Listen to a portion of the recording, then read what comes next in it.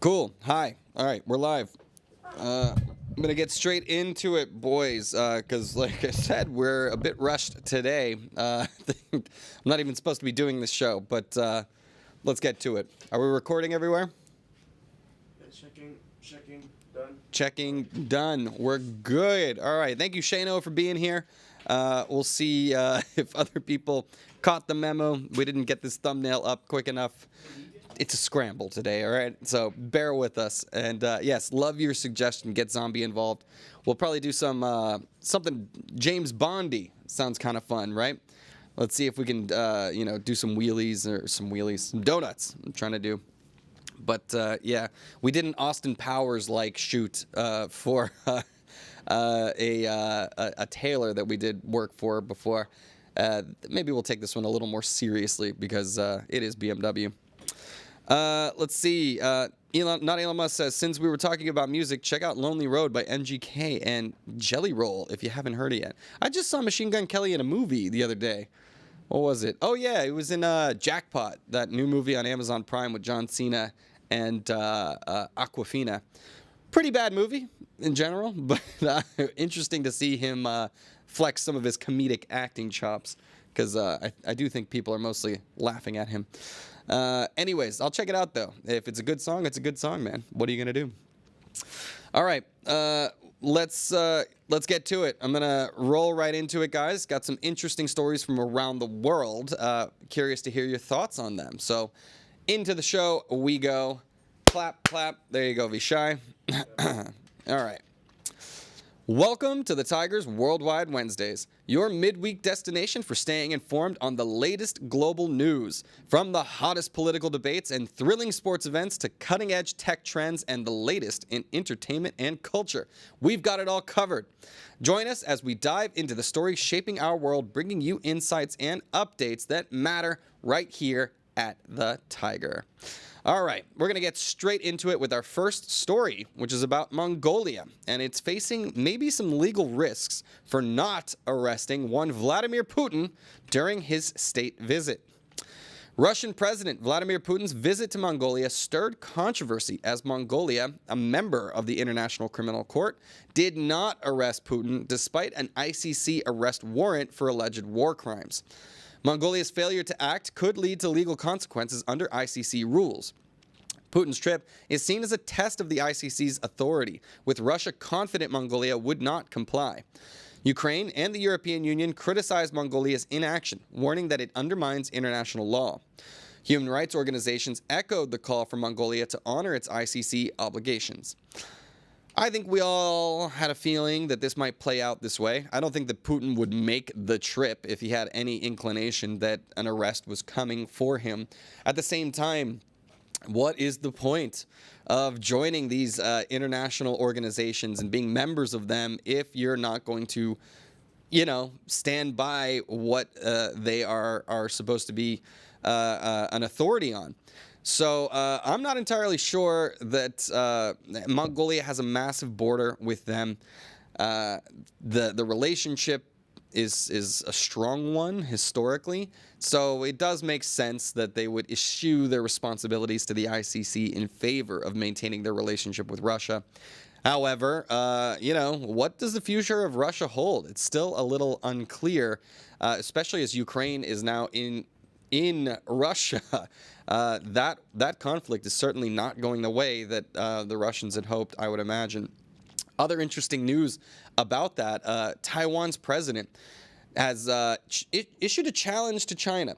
As China is constantly talking about reunifying with Taiwan, taking it over again, even by force, because of its historical territorial claims. Taiwan's president came out and said, hey, what about all that land that Russia took?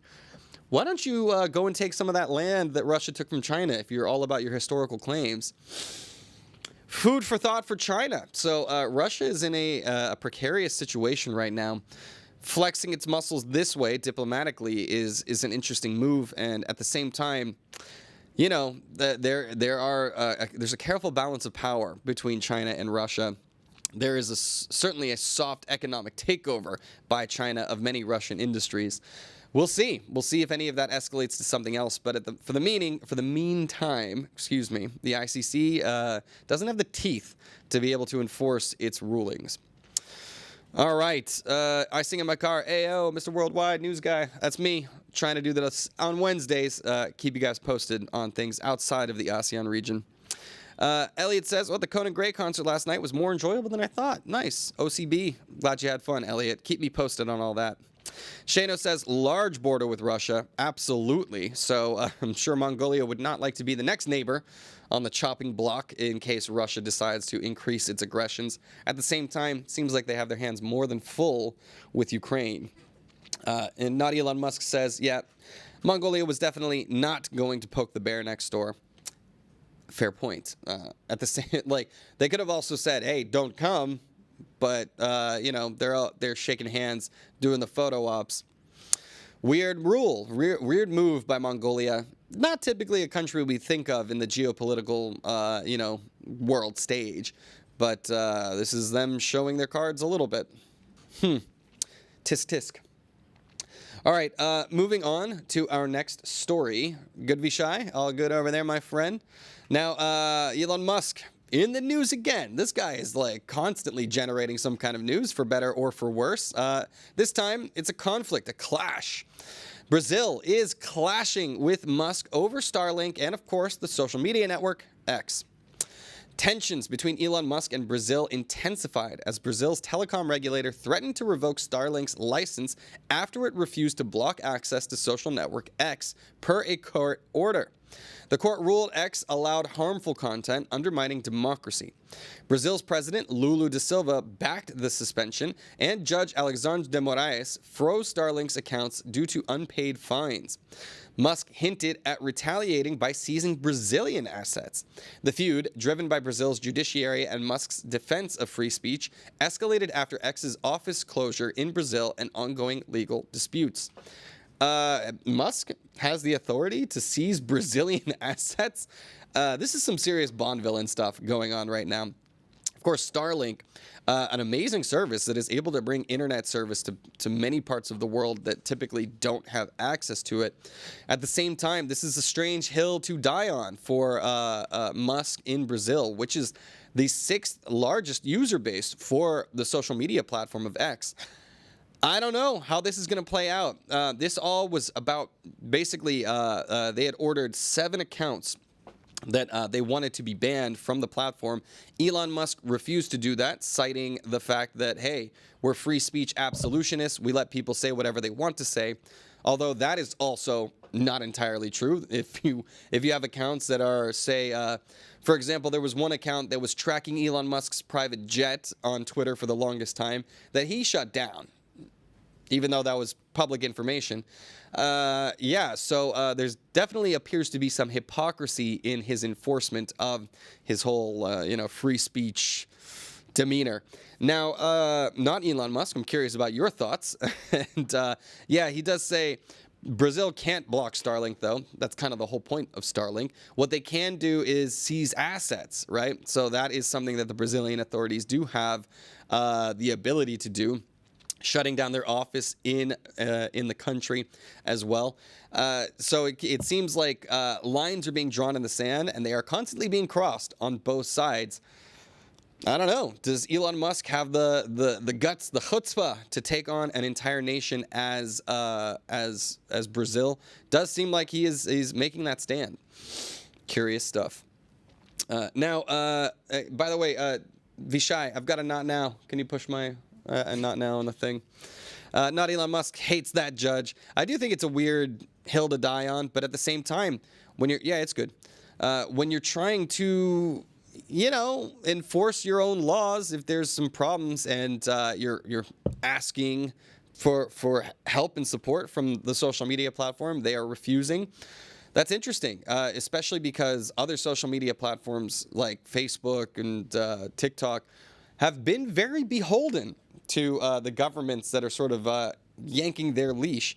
I'm curious to see how this plays out in the long run. But for now, we'll have to wait and see. All right, now we have some funny stories now. We're heading over to Japan, where there is an epidemic of Japanese workers who are turning to resignation agencies to escape tough jobs. Can't quit themselves.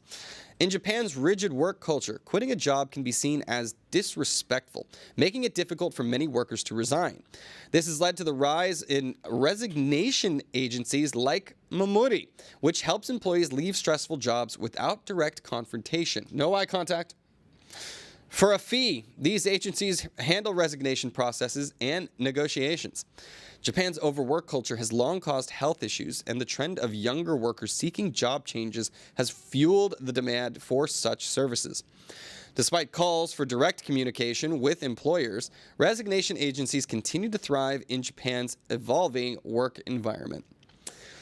What is going on in Japan? This place just absolutely stuns me with how they are so beholden to their overwork culture. There's another phenomenon of like nearly 100,000 Japanese per year end up just disappearing, like going off the grid. They like sort of just no-show, quit their work, stop living their lives, basically, escape from family. And, obviously self-harm is a major problem in Japan as well. What's it going to take, man? They keep complaining. The government of Japan is constantly asking, hey, why aren't you guys having babies? Well, it takes 2 incomes, takes my entire life working 80 hours a week. How am I going to have any time even for myself, let alone the time needed to raise a child? I don't know. Something's got to give, man, but it's absolutely abysmal what's happening in Japan, and seeing the rise of hey, I can't quit for myself. I don't have the backbone for the confrontation. So now these businesses are rising to meet that demand.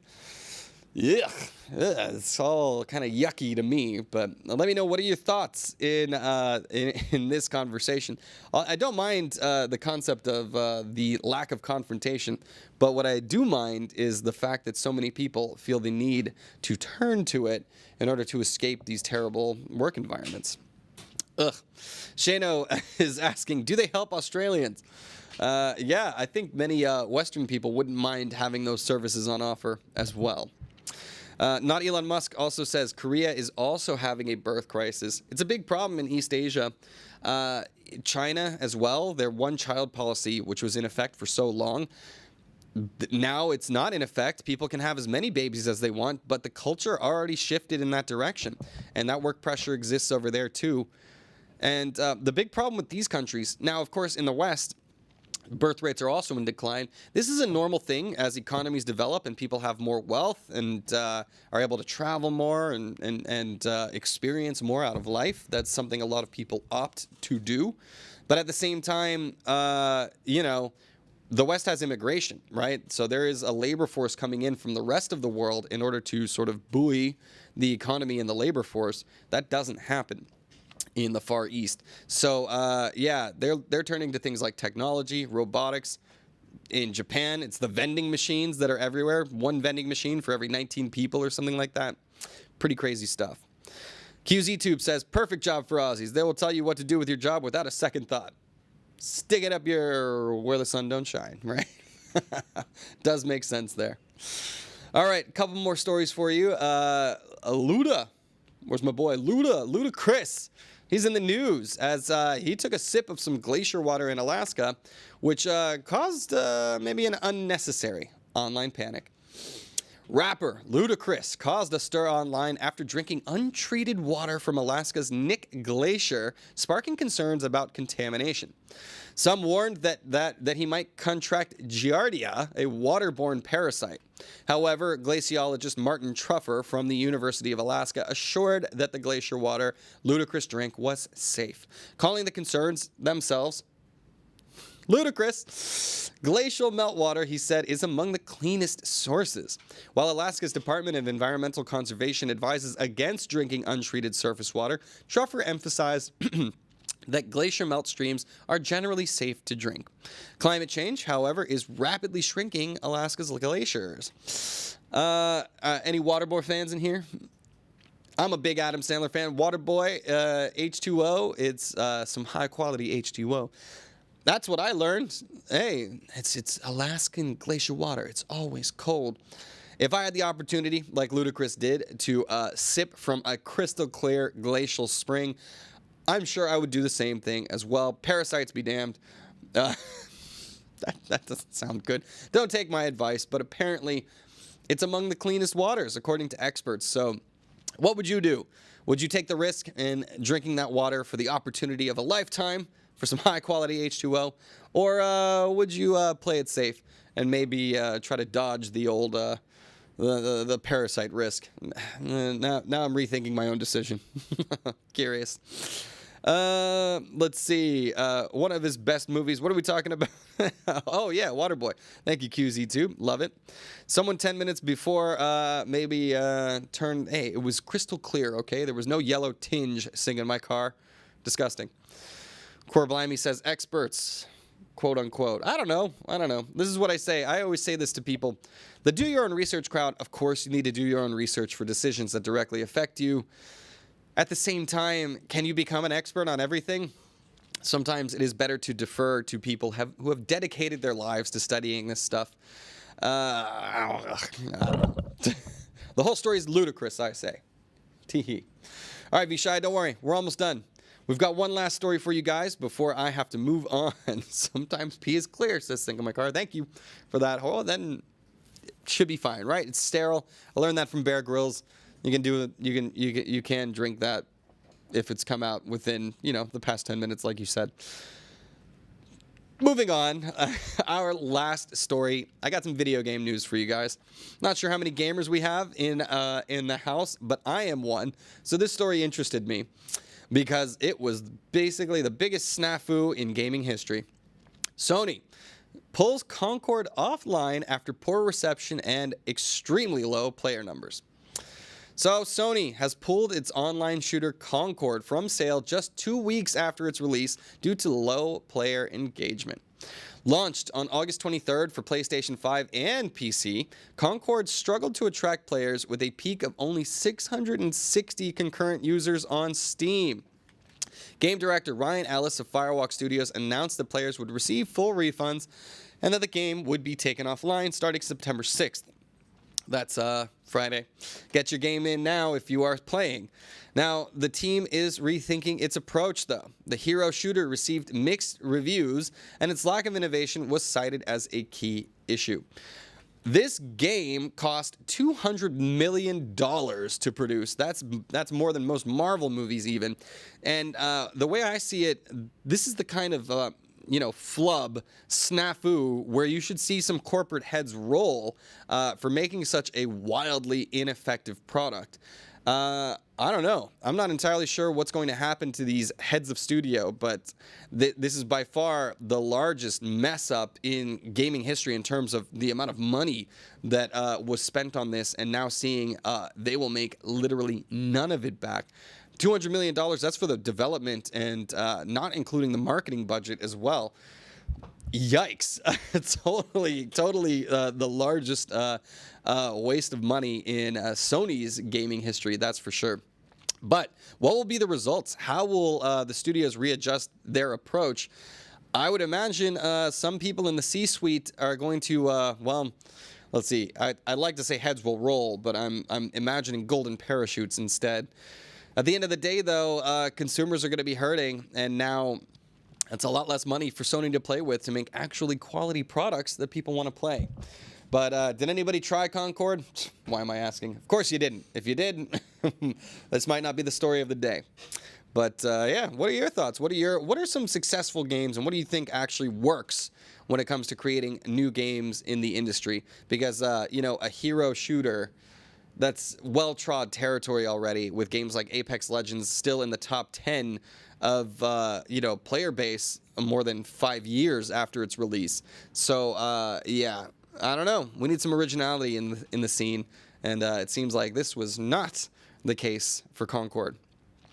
Let's see. Sing in My Car says, R.I.P. Concord. The game was in development for 8 years, and it looked horrible. Yeah, you got to move more quickly. Fafo, says Core Blimey. Not Elon Musk, says the results are mass layoffs, of course, and the C-suites are untouchable usually. Don't blame the C-suites, blame the workers. Brr, it's not the leadership. Again, I'm sick of people. It's in the movie industry, right? It's in the music industry. It's in the entire entertainment industry. They like safe bets. But here is a case of what should have been a safe bet completely messing up. That is not what entertainment wants. We want originality, right? We want new ideas, new concepts. That's the key, right? Something fresh so that, obviously it's a risk. It's a gamble. But if it's something just in concept alone, if I know there's some interesting, unique concept behind a game, I'm going to be there to check it out at least. You're going to get some money out of me. Yeah. I don't know. Interesting thoughts, guys. But, yeah. That'll do it, I guess. Icing at my car says hire devs because their skill levels. What is this? Their skill level, not because of other things. Yeah, nepotism. That's also a problem too. Also, proven track records, important as well. Not Elon Musk says when a project fails like this, it's usually the fault up top, not the workers. Almost guaranteed. Yeah, that's the fault of leadership and pushing in a direction that they shouldn't have been done in the first place. The workers on the bottom, they're just following the directives of the leaders at the end of the day. It's not the workers' fault, but it's probably the workers who are going to pay the price. Sad story. All right, everybody. That's it. I got to go clean up. I got to go get ready for my BMW shoot. Thank you for joining me for Worldwide Wednesday. We'll be doing this again every Wednesday. But, yeah, all of you, thank you for joining us, and have a happy hump day. I'll be with you all for GMT tomorrow. Mwah. Ta-ta.